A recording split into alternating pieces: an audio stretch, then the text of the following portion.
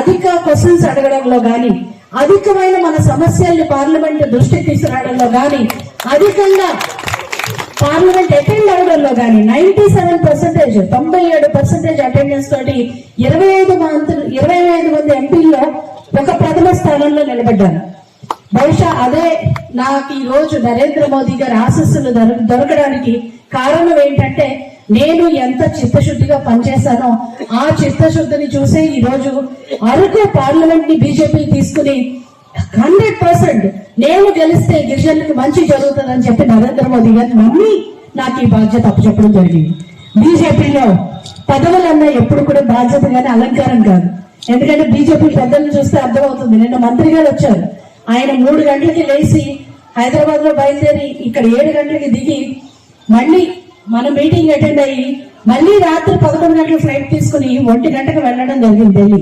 అంటే 2 గంటలు కూడా నిద్రపోకుండా అహర్నిశలు కష్టపడే నాయకులు బీజేపీలో ఉన్నారని చెప్పడానికి నేను చాలా గర్వపడుతున్నాను.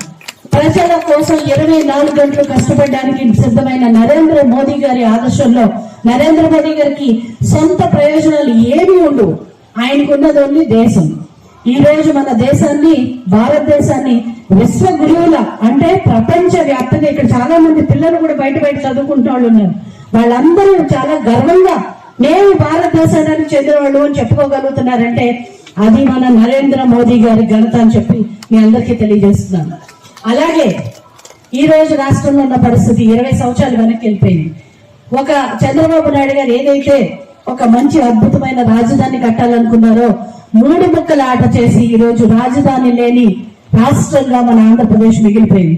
అంటే తలకాయ లేని మొండల్లాగా వచ్చింది ఇప్పుడు రాష్ట్రం. ఏది మన రాష్ట్ర రాజధాని అని అడిగితే సమాధానం చెప్పడానికి పిల్లలకు కూడా ఏం రాయాలో తెలియని పరిస్థితి ఈ రోజు. అంత అధ్వానమైన పరిస్థితిలో రెండోది రాష్ట్రాన్ని అప్పులు కుప్పగా మార్చారు. చాలా మంది అనుకుంటారు అప్పులు కుప్పగా ఆయన రాష్ట్రాన్ని మారిస్తే మాకేం పోయిందని. కానీ ఈ రోజు రాష్ట్రం చేసే ప్రతి అప్పు కూడా మనమే తీర్చాలి. అంటే మన దగ్గర పన్నుల రూపంలో వసూలు చేసిన దాన్ని రాష్ట్రం అప్పు తీరుస్తుంది.